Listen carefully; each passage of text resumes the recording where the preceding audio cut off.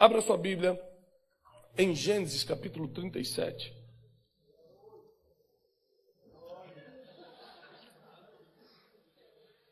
Aleluia.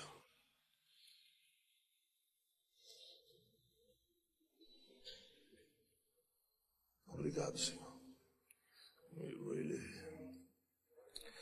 Gênesis capítulo 37. Vamos ler a partir do versículo 3.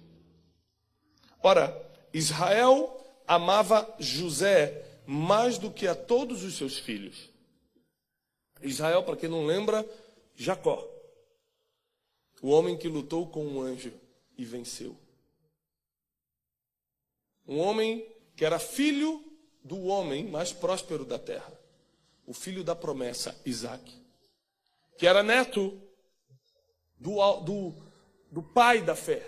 Daquele que começou o ministério de fé na terra. Nós estamos falando de uma linhagem aqui completamente incomum. Nós estamos falando de pessoas que foram escolhidas por Deus para serem chamadas de patriarcas. Tudo começou a partir da paternidade deles. Nós não estamos falando de qualquer pessoa. E Jacó, um dos patriarcas, agora chamado Israel, porque lutou com um anjo, prevaleceu, e Deus falou, já não te chamará Jacó, agora você é chamado príncipe de Deus, Israel. Esse homem estava preferindo um dos filhos, dos 12 que tinha. E você sabe, para quem tem filho aqui, que isso é muito complicado, esse negócio de preferir um filho. Porque você certamente vai ferir emocionalmente os outros, você vai criar complexos nos outros. Quem está me entendendo? E apesar de ser um grande homem de Deus, apesar de ser um filho de promessa, apesar de ser um príncipe de Deus, ele publicamente preferia mais um do que outros. E isso gerou um problema emocional na família. Uma das coisas, para quem me acompanha muito, é que eu falo muito de inteligência emocional. Porque eu descobri, apanhando da vida, estudando a palavra, vivendo tudo que eu vivi, superando situações, estudando academicamente, eu cheguei à conclusão que tudo que você faz depende de como andam as suas emoções. Dinheiro, vai gastar tudo, pode dar 1 milhão que você vai quebrar. Em 1 ano você acaba com dinheiro se não tiver as emoções no lugar. Relacionamento, você pode namorar. Quem é que está solteiro? Levanta a mão, só os solteiros desesperados mesmo. Quantos? 1, 2. Ali temos uma, estamos desesperados. Amém? Muito desesperado, irmão. Tem as duas. Irmão, quem está solteiro, mas quer casar e crê que Deus vai fazer um milagre? Levanta a mão. Aí, ó. Fica com a mão levantada. Quer casar? Só quem quer casar. Se você não quer, não levanta a mão. Minha oração é forte demais. Deus me usa forte na palavra profética. Deixe sua mão levantada se você quer casar. Quero casar, pastor. Levanta a mão. Pronto, vamos resolver. Você ali casa com ela ali, ela casa com ele ali. Peraí, não baixa não. Estou resolvendo o problema de vocês. Querido, você está encalhado até hoje, não casou, você acha que vai... Deixa eu resolver, é mais fácil. Escolheu, está encalhado aí. Deus mostrando desde o início, né? E, na verdade, sua vida sentimental não vai para frente se as suas emoções não estiverem no lugar. Espiritual, eu falo algo que escandaliza os crentes. Adoro. Eu falo o seguinte, a vida emocional é muito mais importante do que a vida espiritual. Aí todo mundo, não, pastor, aí passou do limite, para mim já deu. É mesmo. Então, vamos te dar um exemplo aqui. Eu posso ser o homem mais espiritual do mundo, o maior profeta que Deus já levantou na terra. Eu posso ser o semi-Jesus, de tão parecido com ele. Se eu te ferir emocionalmente, se eu virar a cara para você, se um dia eu falar algo que você não gosta, eu posso ser profeta, posso ser o que for que você não me escuta mais. Tudo que eu faço, mentiroso, isso aí é... Quando você está ferido com alguém, a tua espiritualidade para com aquela pessoa. Pegou? As tuas emoções, ela comanda isso. Quando você está mal emocionalmente, está se sentindo traído, está se sentindo... Aí você fica um pouco mais espiritual. Igual o Jonas na barriga do peixe. Começou, Deus... O mesmo Jonas estava falando que ia para... Eu vou para Tarse. Eu vou fugir da presença do Senhor. Caiu na barriga do peixe e já começou a orar espiritual. Verei Jerusalém. A gente é assim. Na terra, em terra firme, a gente discute com Deus. Na barriga do peixe, a gente fica clamando por Ele. Então, se a tua vida emocional não estiver em ordem, muita coisa não vai para frente. Ontem eu estava ministrando lá em Orlando, na Flórida, e expliquei aquele caso da mulher cananeia. A mulher Ciro-fenícia, em algumas outras versões, é chamada. Jesus está andando, ela fala, Jesus, filho de Davi, tem misericórdia de mim. Jesus falou assim, não. Não, mas você não está entendendo, a minha filha está muito endemoniada. E Jesus fez silêncio pela segunda vez. E ela continuou, por favor, vai lá aos discípulos, pede para ele. E os discípulos falaram, Jesus, atende a mulher. Ele falou assim, eu não posso, eu vim para os perdidos da casa de Israel. Ou seja, declarou claramente a missão dele. Eu não vim para quem é de fora, ela é Ciro-fenícia, ela é cananeia, eu não vou atendê-la. Só posso atender os filhos de Israel. Excluiu. Você imagina chegar no domingo, eu queria falar com o pastor que eu estou com um problema. Irmão, infelizmente eu não tenho agenda para o irmão. O irmão é brasileiro? Não, eu sou argentino. Aí que o pastor fala, 2027 eu tenho, eu lembrei agora. A verdade é que você ficaria muito chateado. Eu vou sair da igreja, porque você não pode entrar na agenda da semana do pastor. Aquela mulher não entrou na agenda da vida de Jesus. E continua insistindo. Enquanto você desiste no primeiro não, tem gente que vai até o fim. Não vou desistir. Não vou parar. Até que Jesus já não estava mais rejeitando, já não estava mais ficando em silêncio, agora ele humilhou. Olha, por favor, se humilhou, se jogou na terra, falou, por favor, tem misericórdia de mim. Ele falou assim, você acha que eu vou tirar pão da mesa dos meus filhos e jogar para os cachorrinhos? Aquela mulher se humilhou ainda mais baixo do que o mais baixo. Falou, Senhor, mas até os cachorrinhos precisam comer da migalha que cai da mesa dos filhos.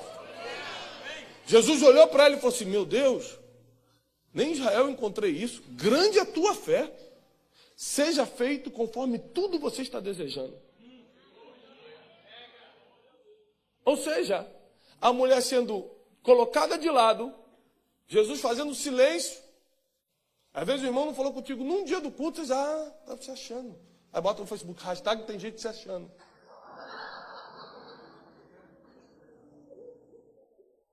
O próprio Jesus fez silêncio com ela, não atendeu. Depois falou, olha, desculpa, não tenho tempo na agenda para você, eu vim para os perdidos da casa de Israel. Depois falou, quer saber, eu não vou tirar pão da mesa dos meus filhos e jogar para o cachorrinho 1 milhão de vezes. Ainda assim ela continuou se humilhando mais ainda. Falou, mas eu não vou sair daqui sem receber a minha bênção. Eu não vou sair daqui sem receber o que eu vim buscar. Se fosse por causa de mim, eu até desistia, mas é a minha filha, eu não vou largar. Eu preciso comer, nem que seja uma migalha, eu só saio daqui alimentada. E Jesus viu fé nela. Agora, essa fé, na verdade, é a evolução de uma vida emocional estável. Porque ela estava desesperada. Mas quando estava sendo humilhada, em vez de fazer o que qualquer desesperado, que está com umas emoções fora do lugar, faz, então não quero saber. Fica aí você que eu vou virar macumbeiro. Em vez de xingar, em vez de dar voadora no diácono. Aqui não tem isso, mas tem igreja que tem diácono levando voadora. O irmão nervoso. Está terrível. Cuidado com os diáconos ali, os diáconos estão ali atrás. Porque pessoas que não têm esse domínio emocional no dia ruim, no dia mal, no dia da escuridão, no dia que dá errado, no dia que toma um não, no dia que é humilhado, revela quem realmente eles são. Você não mostra quem você é domingo na igreja, levantando a mão que está todo mundo fazendo a mesma coisa. Aqui nós somos naturalmente levados em paz a fazer a mesma coisa que todos estão fazendo. E você pode achar um absurdo, por exemplo, alguém cair no poder de Deus. Você acha um absurdo até todo mundo começar a cair. Depois o teu cérebro acostuma com aquela informação. Normal. Se joga. Bora. Eu quero ver no dia da adversidade. É no dia que não tem ninguém do teu lado. No dia que não tem esses graus comparativos. Você fala, eu tenho fé que vai tudo dar certo. O irmão está do teu lado, o pastor está pregando. É no dia normal, no dia comum, que você está lá no teu trabalho, na tua luta do dia a dia, que alguém te humilha, bota o dedo na tua cara, fecha a porta, diz não, inventa história sobre você. Nesse dia você vai revelar quem é você de verdade. Você não é esse crente bonito que vem domingo na igreja, você é o que faz no dia difícil. E esse dia chegou para várias pessoas na Bíblia, Jonas, Moisés, José. A história de José, na minha opinião, é uma das histórias, se não for a mais profunda e bonita. Eu choro muito pouco. Minha esposa até hoje me condena praticamente porque eu não chorei no casamento. Esse dia eu estava vendo, alguma coisa eu estava vendo, comecei a chorar, falei assim, tá chorando por quê? O filme, não chorou no casamento, 12 anos atrás. Não chorou no casamento e está chorando no filminho. Falei, Jesus, se eu pudesse voltar atrás, eu ia com aquele colírio, Senhor. Jogava areia no olho, fazia qualquer coisa, porque eu estou há 12 anos escutando essa. Não posso chorar mais em público. Mas a história de José me faz chorar. A forma como ele conduziu a vida, primeiro que a história de José é a história de todo mundo aqui hoje. Quando ele tem seus primeiros filhos, ele fala assim, por que você está botando o nome desse filho? Ele fala assim, porque Deus me fez prosperar em terra estrangeira. A história de José é a tua história. Deus vai fazer você prosperar em terra estrangeira. E diz assim, Israel, Jacó amava José mais do que a todos os seus filhos, porque ele era filho da sua velhice, e lhe fez uma túnica de muitas cores. E quando seus irmãos viram que seu pai o amava mais do que todos os seus irmãos, eles o odiaram. E não conseguiam mais falar com ele pacificamente. Queridos, quando os irmãos perceberam que o amor do pai era maior por José do que por eles, eles começaram a odiar José. Tem gente que é odiado porque foi muito amado. Tem gente que recebe tanto amor de Deus. Tem gente que a graça de Deus é tão forte sobre a vida dela que quem está do lado, irmãos que estão do lado, começam a odiar essa pessoa. As maiores perseguições que eu passei na vida, não agora, graças a Deus, mas no passado, vieram de irmãos. Gente que adorava comigo, que cantava, de pastores. Porque quando eles veem que Deus, por algum motivo, está te amando mais, está te servindo mais, está te colocando mais, eles não se conformam com isso. E se você quer ser muito amado por Deus, você tem que ser preparado emocionalmente para enfrentar o ódio das pessoas. Se você realmente for um filho preferido do papai, for alguém... Na verdade, Deus, ele tem uma frase até do meu irmão que diz, Deus não tem favoritos, ele tem íntimos. Aí por causa da intimidade que você tem com Deus, parece que você é preferido, mas não é que você é preferido, é que você é mais próximo. É que você chega mais. É que você tem as chaves que abrem a porta do coração de Deus. Mas as pessoas, ao perceberem isso, esse amor diferente, começam a te odiar. Porque elas gostariam de estar onde você está chegando. E como elas não têm preparo emocional, elas não sabem lidar com isso. Às vezes são homens e mulheres de Deus, mas não sabem lidar com a competição, com a comparação, não sabem lidar com isso e acabam te perseguindo, te humilhando, falando de você. E José sonhou um sonho, versículo 5.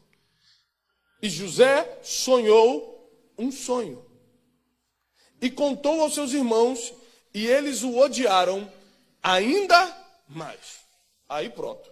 Se você for amado por Deus e ainda tiver um sonho, e ainda tiver visão de futuro, saber o que Deus vai fazer contigo lá na frente, aí se prepara. Porque é armadilha. Uma das maiores provas de que ser amado e sonhar ao mesmo tempo dá em confusão. Passou muito por essa cidade aqui, amanhã é o dia dele, o feriado dele. Martin Luther King. Amado por Deus, amado pelas pessoas. Um homem começou a fazer a diferença. Aí, uns começam a gostar, muitos começam a odiar. Tacar pedra na casa, mandar prender, perseguir. Mas teve um dia que ele chegou e falou assim, I have a dream. Aí pronto. Aí se armou uma armadilha para a vida dele. Porque quem não sonha, odeia quem anda sonhando. Por isso que você comete um erro muito grande quando compartilha teus sonhos com quem não sonha. Porque eles vão fazer armadilhas para frear o que você chama de sonho. Eles vão fazer de tudo para que isso não vá para frente. Não é porque eles estão endemoniados, não. É porque eles não são felizes. Quem não é feliz tem tempo para perturbar e infernizar a vida das pessoas. Agora, você nunca vai ver um irmão, uma irmã, um homem, uma mulher que são felizes, tendo tempo para perturbar alguém, para infernizar a vida de alguém, para falar mal dos outros. Às vezes vem falar mal de mim para as pessoas e falam, gente, peraí, não dá. Eu estou muito ocupado, sou feliz com a minha esposa, sou feliz com meus filhos, sou feliz com o meu ministério. Não tenho tempo para escutar a fofoca dos outros. Tem mais, mesmo que a fofoca chegue, toda a fofoca morre no ouvido de um sábio. Se entrar aqui, daqui não vai sair. O fofoqueiro fica desnorteado quando chega no nome de Deus. Ele não sabe para onde ir quando tenta levar uma informação e cai em você, que tem sabedoria para bloquear toda arma, toda armadilha contra um outro irmão. Mas eu vou continuar. Já está dando vontade de orar já. Meu Deus. José sonhou um sonho e contou aos seus irmãos e eles o odiaram ainda mais. E agora José tinha que carregar esse ódio profundo dos seus irmãos, que o levou a ser vendido. José era o filho preferido, era aquele filho que comia o filé mignon e vestia com a melhor roupa. De um dia para o outro, ele deixou de ser um filhinho de papai e virou um escravo em terra estrangeira. Existem pessoas que são mandadas em terra estrangeira ou vão para uma terra estrangeira por um sonho. Outros vão fruto de uma armadilha de invejosos. Outros vão pela perseguição de pessoas. Não importa se aconteceu contigo um ou outro. Ambos estão nos planos de Deus. Se José não fosse vendido pelos irmãos, Deus encontraria uma outra forma de mandá-lo ao Egito. Porque tem lugares para certos homens e mulheres de Deus que na própria terra não funciona. Quando Deus quis usar Abraão, teve que tirar ele do conforto de Ur dos Caldeus. Ali estava sua segurança emocional, sua segurança financeira, seu pai estava ali, tudo estava ali. Mas Deus falou, sai. Jesus estava em Nazaré, tentou fazer alguma coisa, falou assim, não dá. Um profeta não tem honra na sua própria casa. E não pôde fazer ali muitos milagres, diz a Bíblia. Quando Deus planeja usar alguém, Ele seleciona essas pessoas e envia para lugares onde o que eles falam será reconhecido. Porque a lei da desvantagem para Deus conta muito. A maioria de vocês chegou aqui em desvantagem. Para Deus isso é maravilhoso. Porque quando você está por cima, está na vantagem, o nome dele não é tão glorificado quando você conta uma vitória. Quando você chega aqui, arrebentado, casamento está indo embora, está tudo pensando em desistir, dinheiro já não tem, as coisas estão dando errado, Deus vem e faz um milagre na tua vida, só Ele mesmo leva a glória. Não tem ninguém que tem coragem de dividir essa glória. E aí, começa um problema para José. Ele vai para o Egito como escravo, tendo que viver todas as humilhações, todas as perseguições de um escravo. Não podendo mais comer o que ele comia, nem dormir na hora que ele queria dormir, mas agora ele estava ali para trabalhar de empregado para outros.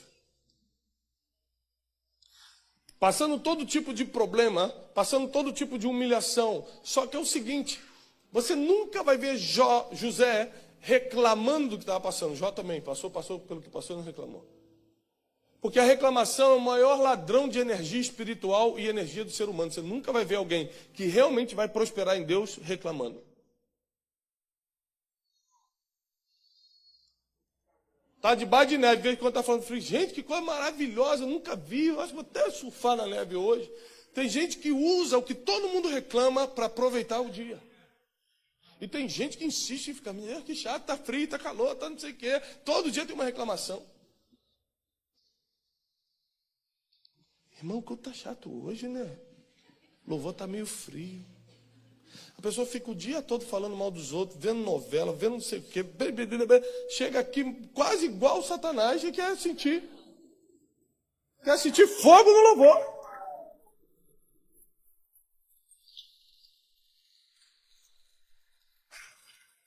Agora passa o dia orando, está lá no trabalho, está glorificando, está orando em línguas, está falando, está lendo a Bíblia. Você vai chegar aqui já girando. Já vai chegar aqui soltando fogo, pentecostal. Sabe que eu sou da Assembleia, né, pastor? Eu estou me segurando aqui para não... Eu estou me segurando, Jesus, não deixa eu sapatear.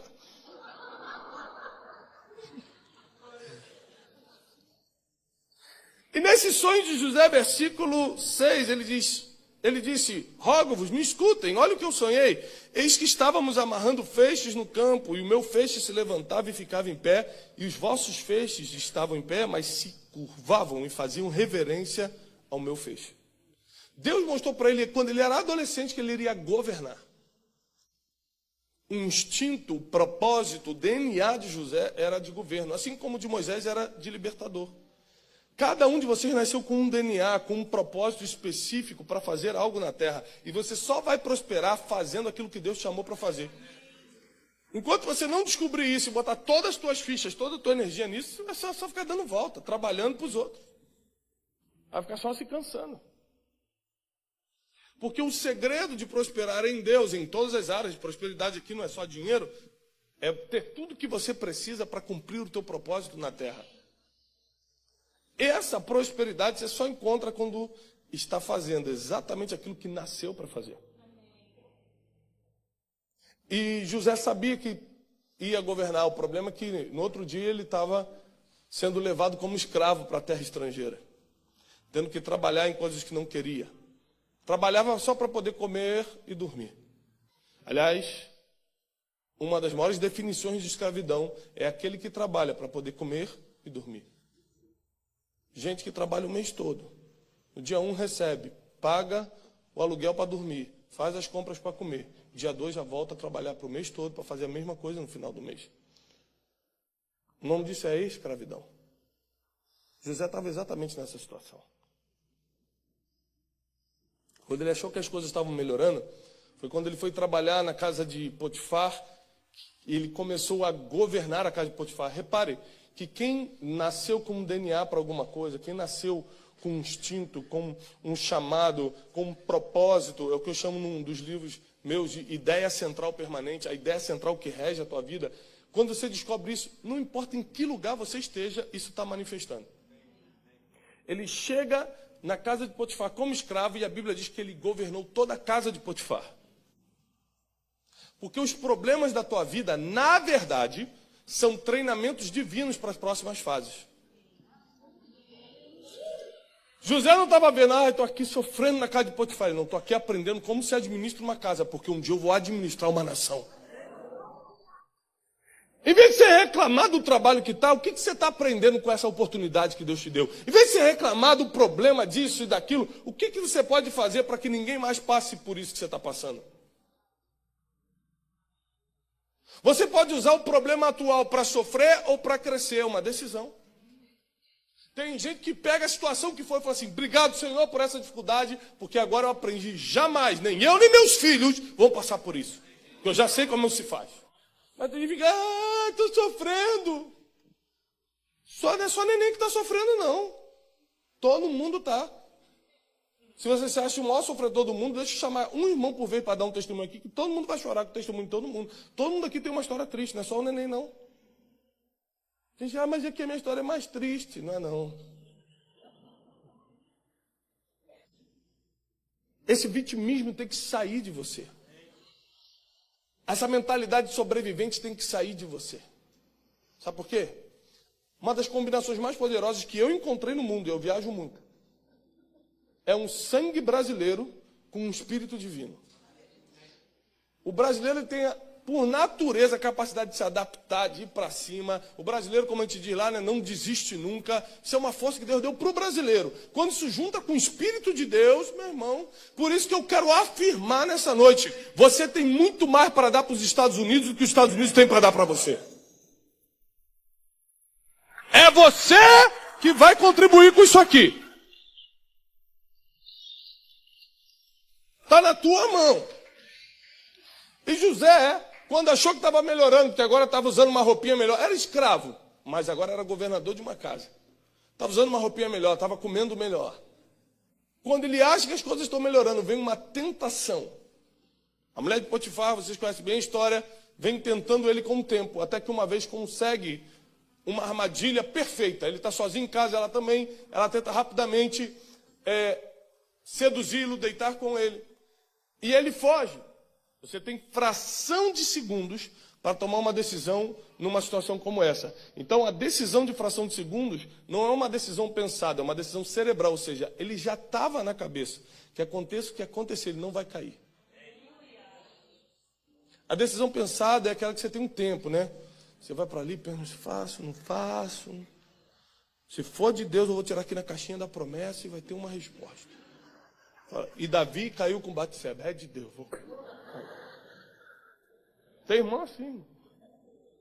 Uma mistura de feiticeiro com o irmão do ciclo de oração.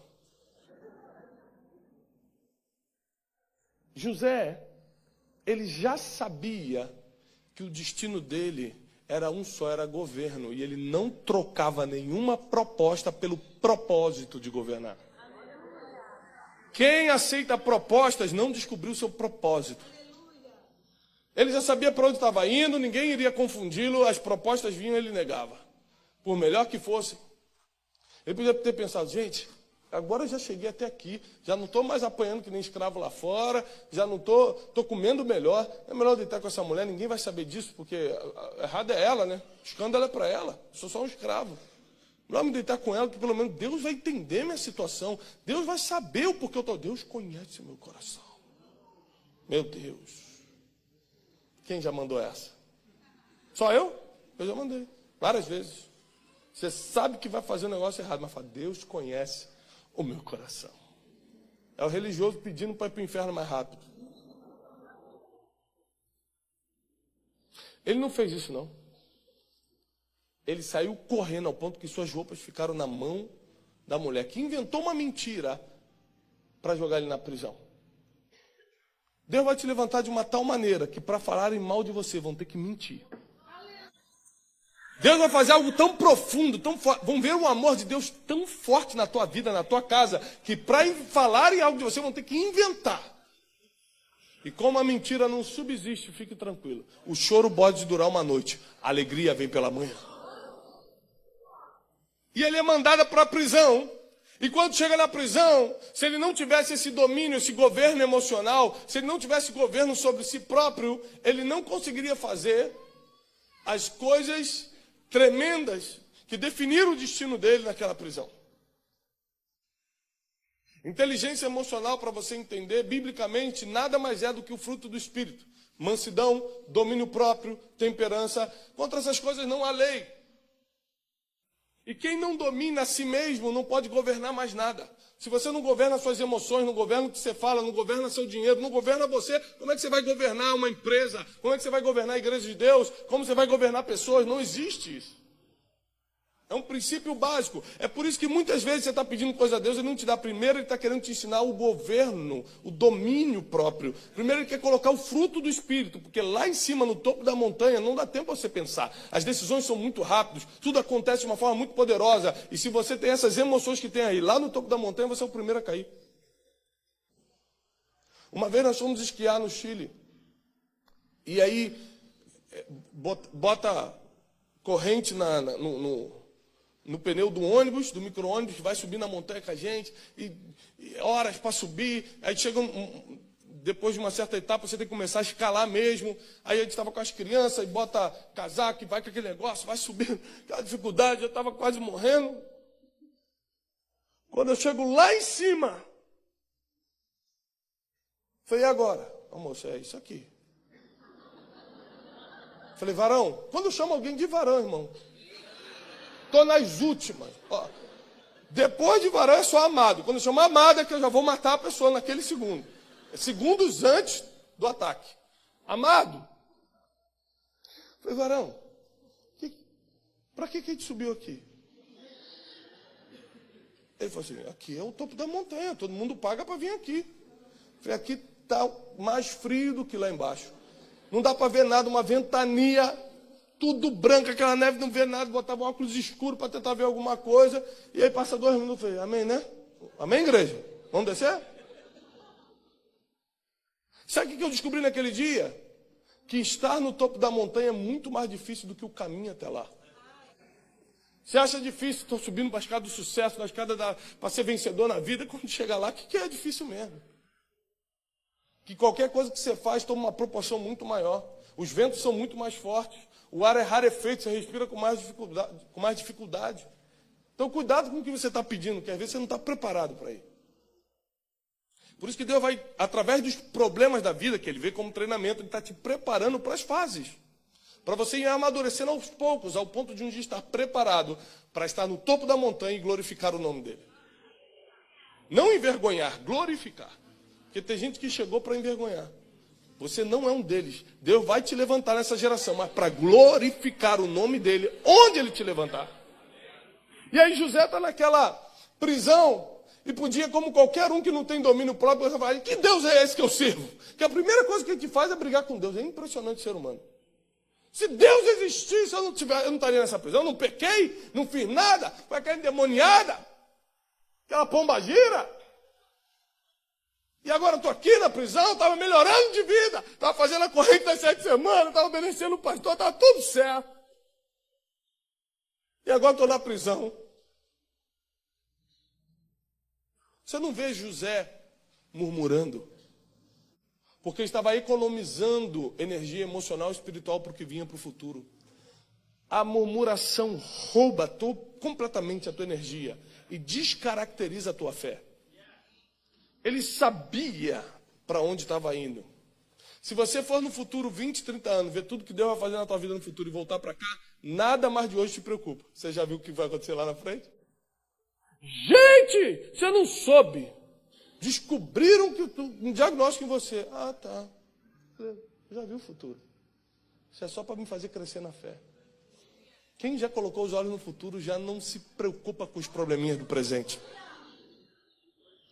José era um desses homens que, porque tinha sonho é ver o futuro. Porque ele tinha um sonho, ninguém freava ele. O sonho é o único anestésico contra as dores da vida. José apanhava, era caluniado, foi preso, continuava andando. Ficava cheio de dor, Jesus me salva. Não, ele não sentia igual todo mundo sente, porque o sonho anestesia a pessoa. Já viu uma pessoa apaixonada andando na rua? Está apaixonada. Aí alguém vem, bum, bate nele, ele opa, desculpa, irmão, desculpa. Ele pede desculpa pro cara que bateu. Ele nem sente. Você vê a história do próprio Martin Luther King. Ele tinha um sonho, como o próprio discurso fala. Você nunca vai ver ele reclamando, dizendo que está ruim, porque o sonho anestesiava quando a casa dele era apedrejada. O sonho anestesiava a vida dele quando os filhos eram injustiçados. Ele estava anestesiado, porque quem tem um sonho está anestesiado contra as dores dessa vida. E ele continuou avançando. Naquela prisão, em vez de de estar reclamando, ele estava se conectando com pessoas. A Bíblia diz que naquela prisão, ele virou o chefe dos carcereiros e o carcereiro maior confiava a chave com ele. Ou seja, como o dom dele era de governar, onde ele chegava, ele governava. Ele não estava preocupado com o trono, ele sabia que em qualquer lugar que ele chegasse, o DNA divino dele, o propósito de vida dele iria se manifestar. Então ele está falando, por que Deus não me levanta logo? Deus já te levantou, começa a manifestar isso onde você está. Onde você está é um treinamento para níveis maiores. Até que José conheceu um copeiro naquela prisão. Existem 4 coisas que definem o teu destino. 4 coisas que decretam para onde você vai. Primeiro, as decisões que você toma. Eu costumo falar que o seu futuro ele não é escrito pelas orações de domingo, mas pelas decisões de segunda-feira. No domingo você vem, ora, com fé. Segunda faz uma coisa que cancela tudo que recebeu. As decisões que você toma têm um poder de fortalecer o teu livre-arbítrio. Então você precisa entender que às vezes você está endividado e Deus não pode fazer nada por você, não porque Ele não é poderoso, é porque foi livre-arbítrio. Ele não quebra o teu livre-arbítrio. Você decidiu entrar e gastar mais do que ganha. Pronto. Estourar o teu cartão de crédito, não adianta fazer a campanha. Foi você que decidiu. Ele falou, o que eu tenho a ver com isso? A coisa mais fácil é quando o diabo faz algo na tua vida. Que debaixo de uma ordem de Deus, ele é expulso em nome de Jesus. Você vem no altar, acabou o teu problema. O problema é quando o que você está vivendo, você criou com as tuas decisões. E aí o mundo espiritual fica paralisado, que é a tua decisão. A segunda coisa que muda o teu destino são as palavras que você declara. Tem gente que tem sempre uma palavra de bênção, tem gente que tem sempre uma palavra de murmuração, de maldição. Muita gente ferida, porque escutou dos pais: você é burro, você não serve para nada, você não vai ser ninguém, você é igual fulano. Palavras que foram dando destino àquela criança. E quando eles cresceram, viraram aquilo mesmo. Cresceram cheios de crenças limitantes, falando: eu não posso, eu não devo, isso não é para mim. Que escutaram dos próprios pais e de outras pessoas próximas isso.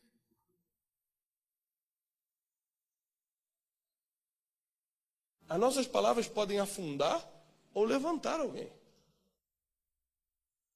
Um tempo atrás, eu estava escrevendo um livro 12 dias para atualizar a sua vida, ainda estava muito concentrado, com prazo apertado na editora, e eu vi minha filha chegando da escola. Naquela época ela estava terminando a alfabetização, e ela passou meio cabisbaixa. Filhos não falam com palavras, e sim com gestos. Se você não prestar atenção na linguagem corporal do teu filho, você perde muita informação. E eu vi que ela estava diferente. Eu falei: filha, parei um projeto importante. Nada é mais importante que a tua família. Eu parei um projeto importante para cuidar de algo ainda mais importante. E filha, vem cá, o que houve contigo? Não, nada não, pai. E olhou para baixo. Outro sinal corporal de que as coisas estão mal. Eu falei: filha, fala para o papai, o que houve? Não, nada não. Só não quero mais ir para a escola nunca mais. Só isso. Se nós não temos inteligência emocional, educação nas áreas das emoções, eu ia reagir como muitos dos pais. Quê? Você tem 6 anos, tinha 6 anos, 5 para 6 anos na época. Você é uma criança, não sabe o que está falando? Você vai para a escola, quem manda sou eu, quem está trabalhando para pagar essa escola sou eu. Está pensando que o quê? Quando você crescer e pagar suas contas, tu decide o que faz, mas aqui em casa quem manda sou eu. Só que naquela hora ela não está precisando de um show de autoridade. Ela está precisando de afirmação, de abraço, entender quem ela é. Eu falei: o que houve, filha? Ela falou: pai, a professora chamou todo mundo para escrever no quadro. Eu fui a única que não conseguiu escrever a frase toda, e todo mundo começou a rir de mim. Então eu peguei ela, coloquei na mesa da sala, para ela ficar maior do que eu. Falei: filha, olha para mim. Isso vai acontecer muitas vezes ainda. Porque às vezes a gente quer poupar nossos filhos do inevitável. Ah, papai está aqui para te proteger. Mentira, você não vai estar sempre com ele. Olha, isso é porque eles são tudo bobo, tudo ignorante, filho. Olha, você que... Filha, vai acontecer muitas vezes. Até hoje, quando o papai erra, rindo do papai. Mas você não pode se guiar pelo que os outros estão achando, e sim do que Deus já declarou sobre a tua vida. Sabe por que você está em cima dessa mesa, filha? Porque você vai mais longe do que eu. Você vai muito mais rápido do que o papai. Você vai ter sempre eu do seu lado, mamãe. Você vai ter Deus do teu lado contigo. E não importa o que falam contra você, você precisa saber quem é você. E já é suficiente. E começamos a chorar, ela me abraçou. Não durou nem 10 minutos para eu colocar as emoções dela no lugar. Tem gente que usa 1 minuto para descolocar tudo. Eu coloquei as emoções dela no lugar. Ela tem que saber que ela tem pai espiritual, pai natural, que tem gente que cuida dela, que não é um risinho de escárnio que vai tirar as emoções dela do lugar. Que ela tem que se fortalecer em Deus, se fortalecer emocionalmente para isso não abater. Por isso que hoje nós temos muitos adultos dentro da igreja que são crianças emocionais criando problema para todo mundo. Se você hoje for tentar emprego em grandes empresas multinacionais, eu moro num lugar onde as maiores multinacionais americanas e europeias estão instaladas. E uma pesquisa que a gente fez para um livro que a gente está escrevendo, a gente chegou à conclusão que os CEOs, os headhunters que contratam os CEOs das multinacionais, eles declaram que hoje em dia o mercado quer boas pessoas ao invés de bons currículos. Porque a pessoa tem 2 doutorados, mas inferniza a vida de todo mundo. Então eles estão abrindo mão do doutorado. Portanto, que a pessoa seja uma boa pessoa, não vai criar problema para ninguém. Vai se colocar no lugar das pessoas, vai ajudar todo mundo a concluir suas tarefas, vai ser um bom comunicador. As pessoas estão preferindo boas pessoas.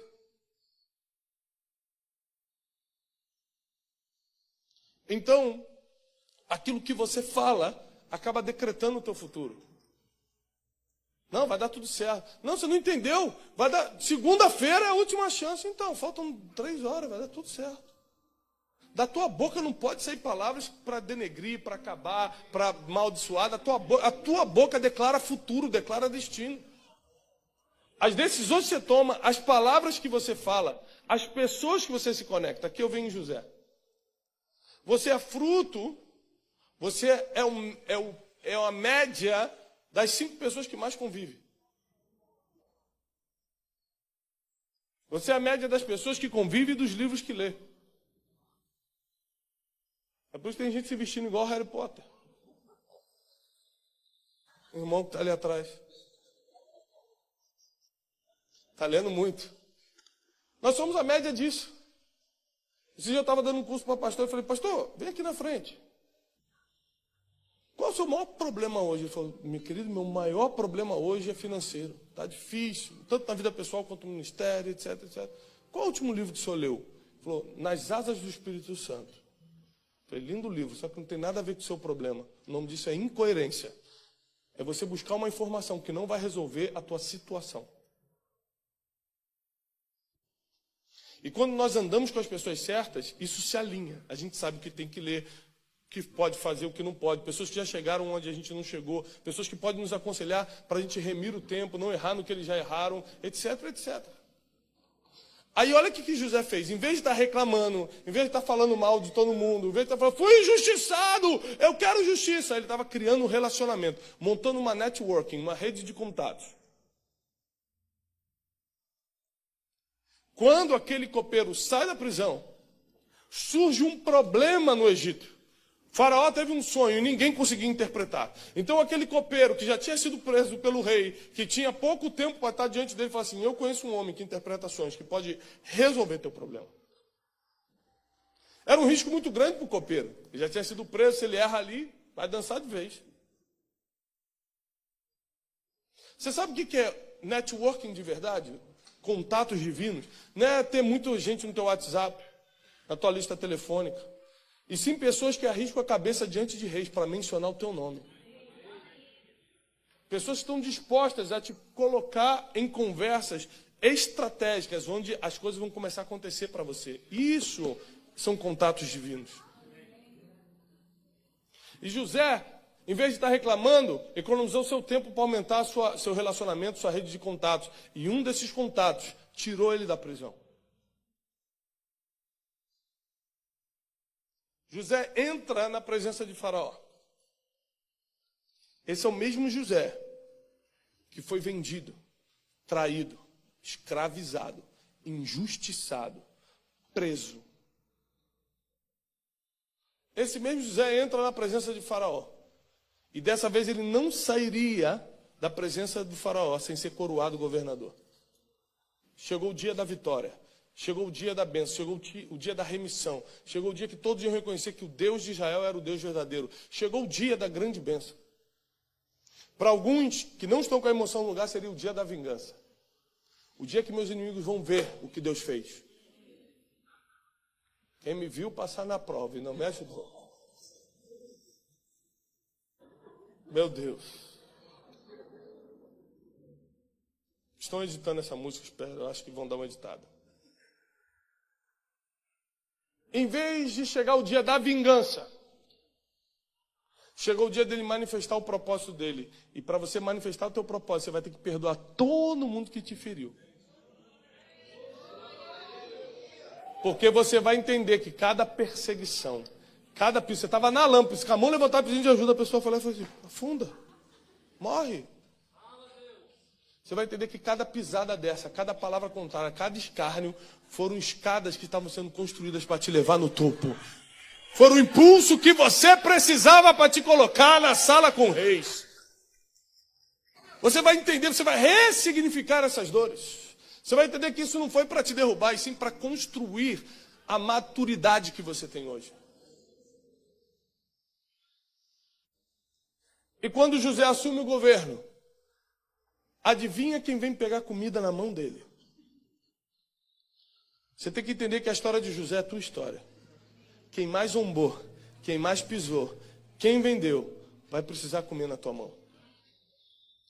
Só que não vai comer para você botar no Facebook. Aí, ó, olha como é que Deus honra seus servos aqui, ó, dando comida. Se você vem aqui, me dá um abraço, sou eu, José. E os irmãos se desesperaram, falam, meu Deus, ele vai matar a gente. Não, não, não. Não fiquem com medo. Não foram vocês que me venderam para o Egito. Deus me enviou adiante de vós para que hoje eu fosse o sustento da terra.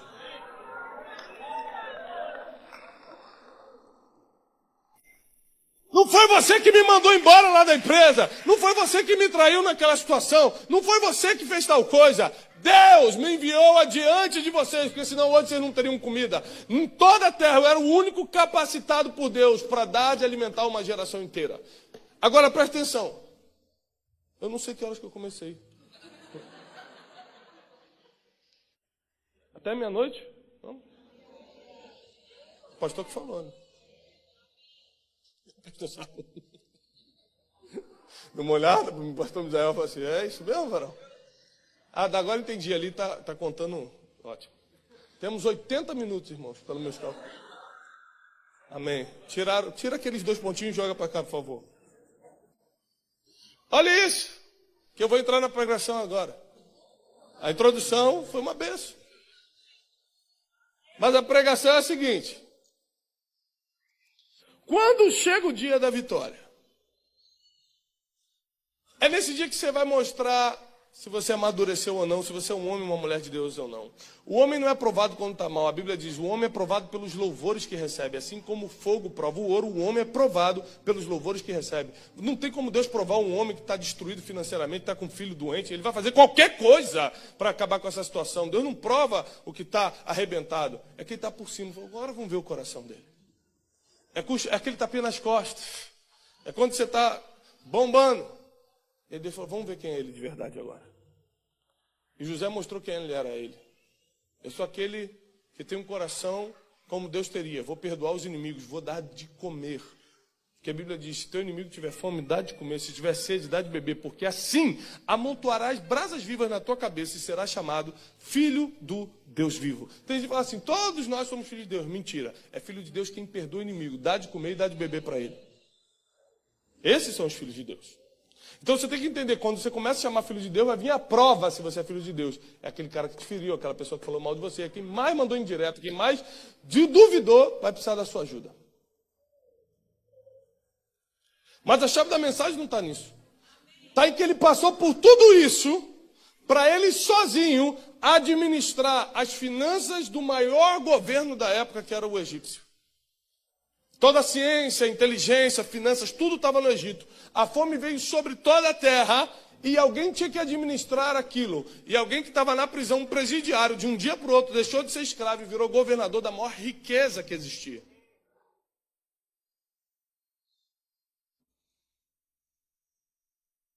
Tem gente que abriu mão de governar as riquezas por causa de uma briguinha do passado. Por causa de uma indiretinha no Facebook, porque não colocou sua vida emocional em ordem, porque quando alguém pisou, vou desistir, se o fulano pisou em mim, todo mundo vai pisar.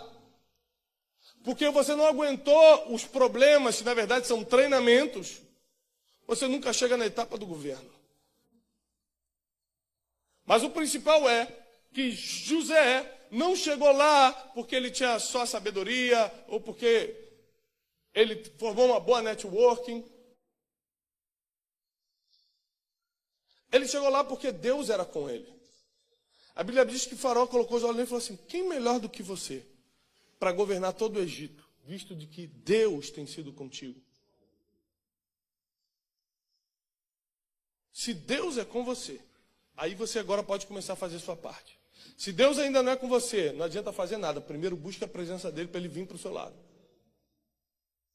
Tem muita gente usando todas as técnicas naturais, mas Deus não está com ele, nada dá certo. Tem muita gente que tem Deus, mas não quer também fazer a sua parte natural, e as coisas também não andam. Chegou uma hora de nós unirmos a fé e a inteligência e manifestarmos o poder de Deus nessa terra, para que as coisas realmente comecem a acontecer. As riquezas vão vir para você administrar. Ele tinha um espírito de governo, DNA de governo. Passou pelas provas e venceu. Ele chegou onde tinha que chegar. Se conectou com as pessoas certas. Não abriu a boca para reclamar. Tomou decisões certas. A decisão, deito quando não deito. Não vou deitar com a mulher. Pronto, decisão certa. Falo mal ou não falo? Estou aqui não vou falar. Com quem eu me conecto? Se conectou com o copeiro, com o fulano, as pessoas. O seu destino ele é traçado por essas coisas. Quem você se conecta, o que você fala, as decisões que você toma e, por último, a fé que você pratica. O Senhor era com ele. Todo mundo vai ver quem é o seu Deus, para onde você direciona a sua fé. Todo mundo tem fé. Agora, para onde você direciona a tua fé que é o problema. Para quem você envia a sua crença é que é o problema. Tem gente que está servindo um Deus, mas é o Deus que você criou na tua cabeça, não é o Deus da Bíblia. Porque tem crente que serve um Deus que não está na Bíblia. São coisas que ele criou na cabeça dele. Somente a instrução da palavra quebra os falsos deuses que nós criamos na mente. Por isso que a palavra de Deus é viva e eficaz. É mais afiada do que uma espada de 2 gumes. Deus te trouxe aqui nessa noite, porque a história de José é a tua história. Você vai prosperar em terra estrangeira. Você vai alimentar quem te feriu, vai alimentar quem duvidou, mas não para contar as vantagens que agora... Não. Você vai chorar, vai abraçar nele e falar assim, que bom. Não foram vocês, foi Deus. José pega a melhor terra do Egito, a terra de Gósen, e dá para o seu pai e para os seus irmãos. Ele dá o melhor para quem feriu. Isso mostra que o nível de inteligência emocional dele era muito maior do que pessoas comuns. A capacidade de governar suas emoções era muito maior do que as pessoas comuns. A fé que ele tinha no sonho que ele teve era muito maior. Tem gente que tem um sonho, mas morre rápido. Quanta fé você tem depositado nos sonhos que Deus colocou no teu coração? Eu estou aqui nesse altar hoje porque eu tenho um sonho. E estou perseguindo. Treinar X milhares de líderes no mundo. Levar fé e inteligência para a nossa geração. Mudar a mentalidade do povo brasileiro. Eu tenho algumas missões para cumprir. Então eu não estou aqui por um convite, eu não estou aqui por uma oportunidade, por uma proposta. Eu estou aqui para cumprir o meu propósito, o DNA que Deus colocou em mim.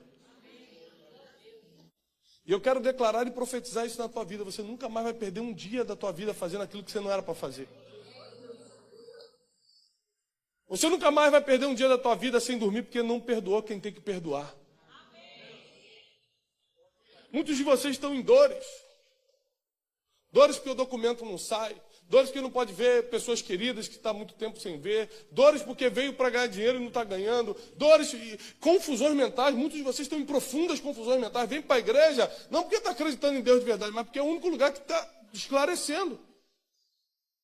E você precisa conhecer o Deus que esclarece, não só o esclarecimento. Chegou um tempo das coisas mudarem na nossa vida, para os nossos frutos mudarem também.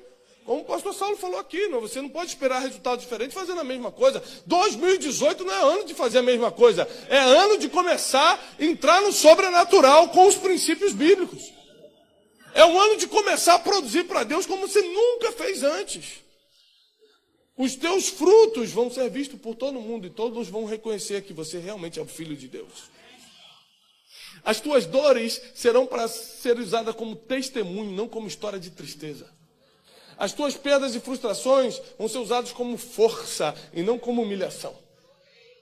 Prepare-se que um novo tempo está vindo sobre a tua vida, a tua casa, a tua família, sobre os teus negócios, sobre tudo que você está fazendo. É um novo tempo de Deus para a tua vida, é um novo tempo de Deus para o teu ministério. Você fala, eu não tenho ministério, eu estou aqui só de passagem. Meu filho, você não sabe o que você está falando. Você vai ser usado em nações da terra. Você vai ser usado nos 4 cantos dos Estados Unidos. Alguns vão regressar para a sua nação para abençoar aquele país. Você é um escolhido, você é um chamado. Não existe coincidência no reino de Deus. Não existe coincidência. Você não está aqui por acaso. Deus te chamou, ponto. Você é escolhido. Você vai ter, se não tem, vai ter um sonho. Você vai saber lidar com essas dores da vida. Todo mundo passa. Mas estão me invejando, normal. Estão me perseguindo. Até que fim começou. Sem perseguição não tem promoção. Você imagina se Saul não tivesse perseguido Davi? Ele seria general para o resto da vida. Ele era pastorzinho de ovelha, agora é general, tá bom pra caramba. Tenho dinheiro, casei com a filha do rei, sou general, tá bom, irmão. O time tá ganhando, não se mexe. Tá lá em Eclesiastes, não é isso? O irmão chegou para mim esse dia e falou assim, pastor, tô bonito aquele versículo na Bíblia. Eu falei, irmão, aquele mais vale um passarinho na mão do que 2 voando. Meu Deus. Que igreja você é, irmão? Ah, eu sou lá de Atlanta, da MSBN. É forte! Que isso, gente? A verdade é que está chegando um novo tempo sobre a tua casa, a tua família. Eu não sei qual é a tua situação, eu só sei que Deus permite isso para fazer você crescer. Porque o teu DNA será exposto nos próximos dias. As pessoas vão ver para que você nasceu. As pessoas vão entender o porquê você está aqui. Nada acontece fora da vontade de Deus. Você pode ter vindo como um escravo, como José entrou no Egito como escravo e terminou como governador. Você pode ter vindo por um sonho, como Martin Luther King e outros começaram muitas coisas por um sonho, como José começou com um sonho. Eu só sei de uma coisa, o final é o governo. O final é administrar o que Deus vai confiar nas tuas mãos.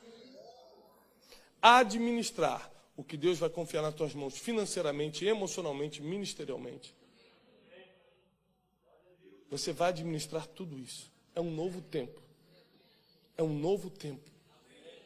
2018 começa trazendo muita esperança, muitas oportunidades, não perca nenhuma delas.